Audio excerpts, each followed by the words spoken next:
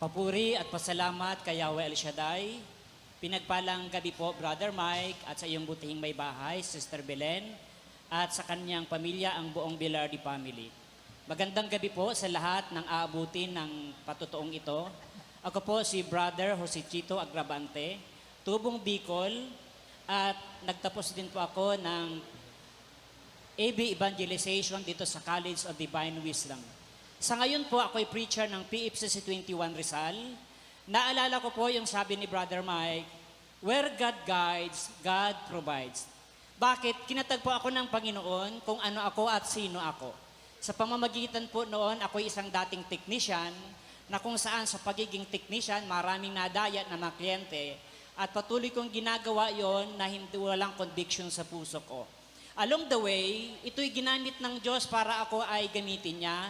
At ako'y pinatawag ng pari sa Bicol upang magpagawa ng maliit na sound sapagkat ang pari natin doon ay coordinator ng El Shaddai.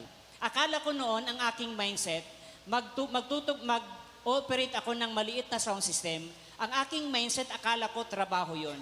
Unang Sabado ng aking pag-ooperate, binigyan lang ako ng 100 pesos. Sabi ko, napakaliit naman ng bayad na ito.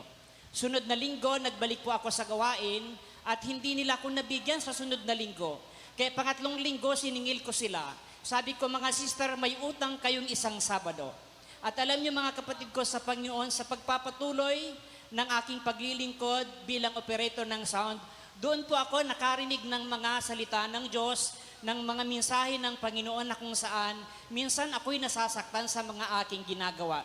Kaya pag may preacher na nagpapahayag ng salita ng Diyos at ako'y tinatamaan, binabawasan ko ang sound system.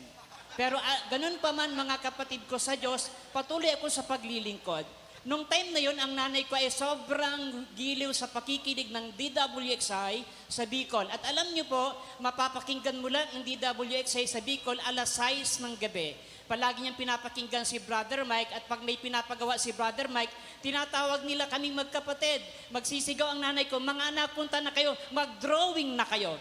Kaya sabi ng kapatid ko, anong do-drawing? Sabi naman ng nanay ko, ikaw Chito, mag-drawing ka ng pulpito. Yung kapatid ko naman, nag-drawing ng kotse, nag-drawing ng dollar, nag-drawing ng eroplano, at marami pang drawing niya. Alam niyo mga kapatid ko sa Panginoon, truly that El Shaddai is faithful God. Sa mundo, kapag nag-drawing ka, drawing lang. Pero pag kay El Shaddai, nag-drawing ka, may himalang mangyayari. And along the way, mga kapatid ko sa Panginoon, nakita ko na lang aking sarili bilang preacher na El Shaddai, may panibagong pagsubok at bagong pribileyo na nakita ko sa aking buhay. Sabi ko, yung drawing kong pulpito, hindi lang pala pag-preach. Alam nyo, pinuntahan ako ng mayor namin sa aming bahay at ang sabi niya sa tatay ko, ilaban kitang municipal kagawad. Kasi dati akong barangay council, number 1 barangay council, kasi ang dami naming pautang na pandesal. At alam niyo mga kapatid ko sa Panginoon, naglaban akong municipal kagawad, napakabuti ng Diyos, natalo po ako.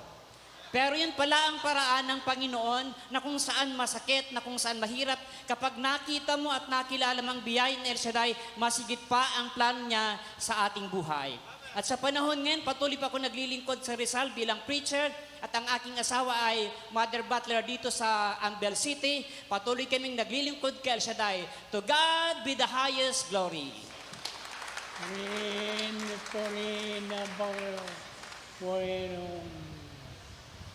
According to this,